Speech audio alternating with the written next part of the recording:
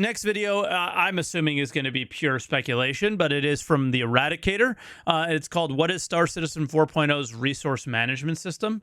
He doesn't know because none of us know. So let's see what this video is. It's not long because I don't think it can be, because we really don't have a lot of information on it yet, and I cannot wait to actually hear about it at CitizenCon.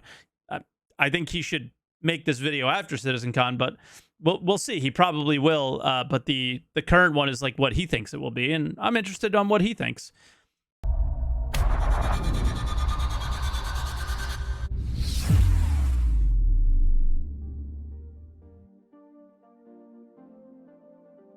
Hello and welcome to the channel. I am your host, the Eradicator, and in today's video I wanted to talk about the upcoming resource management system, Where's which the Eradicator from? what we saw in the last episode of Inside Star Citizen seems to France? also be involved in crafting or the ability for players to create new value-added entities into the game that will be later French, right? able to resell. And of course, that is one gameplay feature in particular that a lot of players, myself included, are particularly anticipating.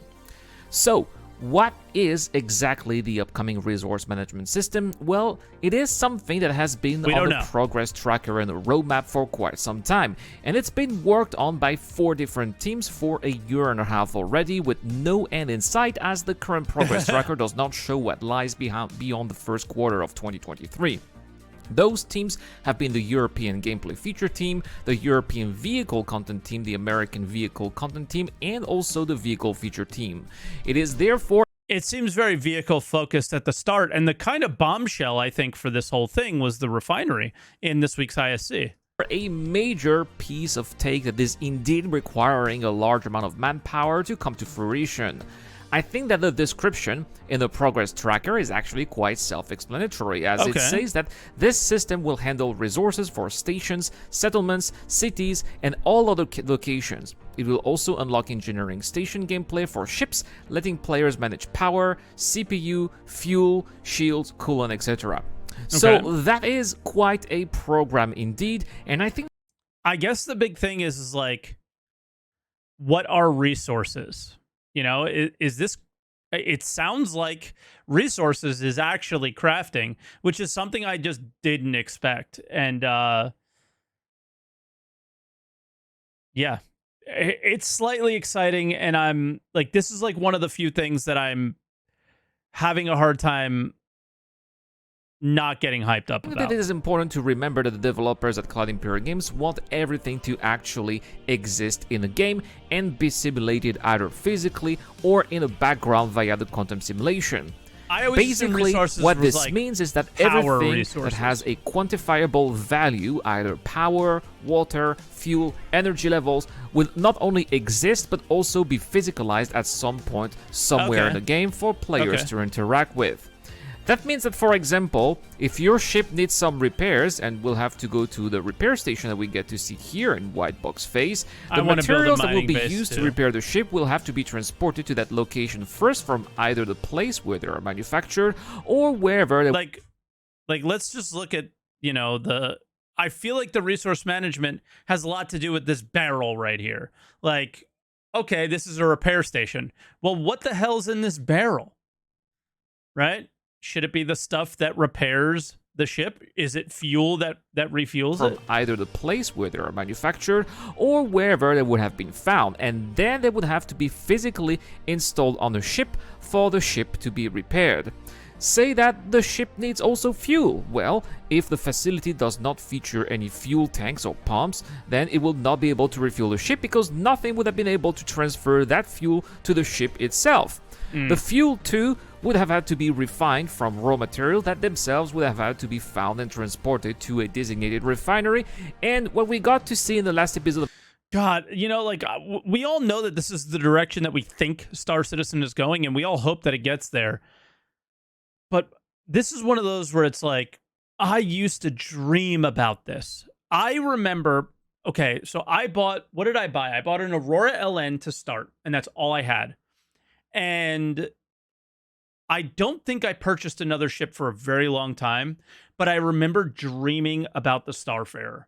I remember dreaming about the Starfarer because I thought it was such a cool ship with the idea of like, all right, I have my big ship with my friends. We go to a gas giant, we scoop all this fuel, and then we sell it to people, or we use it, or we turn it into whatever, right?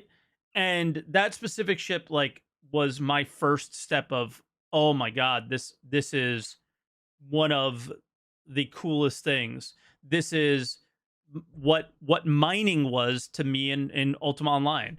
Is I went out and mined and mined and mined and sold my ore to, armorers, and then eventually I became an armorer and weaponsmith or whatever. I think it was just blacksmith in that game, but now we're 7-8 years from that point, and I still can't fuel scoop, and mining doesn't quite do what I hoped it would, right? So it's one of those things where it's like, I love to think about these things, and I love to dream about this stuff, but at this point, I don't know how a guy like Eradicator keeps going. Of Inside Star Citizens are the very first steps of that future that awaits us in the next coming years.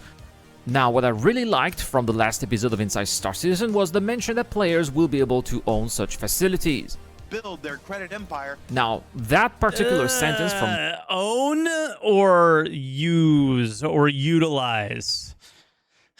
Don't fall for these people, Eradicator. Jared Come on, man. really caught my interest because it is an indication that the developers are not only... And we know eventually we'll be able to own them. We know this. We know this. We know this. We know this. They stated it with the Outposts updates. They could be owned at some point. But if we get excited about owning them now, we'll be disappointed when we just can use them, right? And the owning stuff comes way later. But again, that's another thing that PES makes possible, is the ownership of these things. Building these assets. The main question, can an A2 bomb this? Ask Morphologist, he knows. In gameplay for the simulation and the NPCs only, but for the players too. And while players will not, by design, be able to dramatically alter the state of the game's economy, if for example, the 1 player to 10 NPCs ratio is respected, actually giving us the ability to manufacture and sell goods, starting with refined products such as fuel in this case, is the very first step to the Empire gameplay that a lot of players and orgs alike are waiting for. Empire gameplay. I love that term, actually. I never thought of it that way, but like building an empire, I think, is what a lot of people want to do. To own their own production facilities, gather their own resources, refine them, manufacture them, and then sell them. But to do that, they will also have to protect their hardware from people who are eager to make money without all of the necessary investments, such as, for example, pirates or thieves. All the companies this would then already encourage the entrepreneurs of the game to hire escorts, and thus give more gameplay opportunities to players who may not necessarily be interested in the managerial aspect of the game, or who may not be at a point where they would be able to afford it in the game.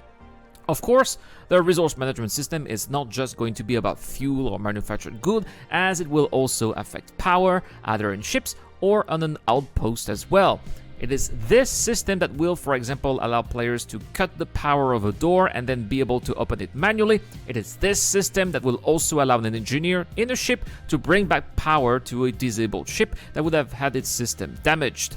I think that we could even go as far as... I think when we go this high on speculation, it should be clear that that's what you're doing in videos like this. Saying that if there was another big step to accomplish once server meshing gets released, that would be it. But let me know in the comment section down below, guys, how do you envision the upcoming power management system, and how is it going to change the way you're going to play the game? I am very interested in knowing what you guys think about it. See, like at the end, he kind of says like, hey, this is what I thought, essentially. What do you guys think, you know? And don't forget to subscribe to the channel to be in a chance to win a Gladius Showdown Edition. Also, if you join us on Discord, feel free to join our video sharing contest there, where you can win a brilliant load pack with a cutlass, a caterpillar, and 2 mules, all of those with LTI. You can also have access to the giveaway by becoming a Patreon member or a YouTube channel member. Guys, once again, thank you so much for watching. I wish you all a wonderful day. Shout out to Captain Stay, Geek Citizen, Eric, Own, the DJ Don, and Dr. Fabin. It's been the Eradicator, and I will see you guys later. Later, Eradicator. Yeah, that's cool though. It's I think he's touching on all the. Oh my god, when he said Empire gameplay, I dream for it, man. I literally dream for it.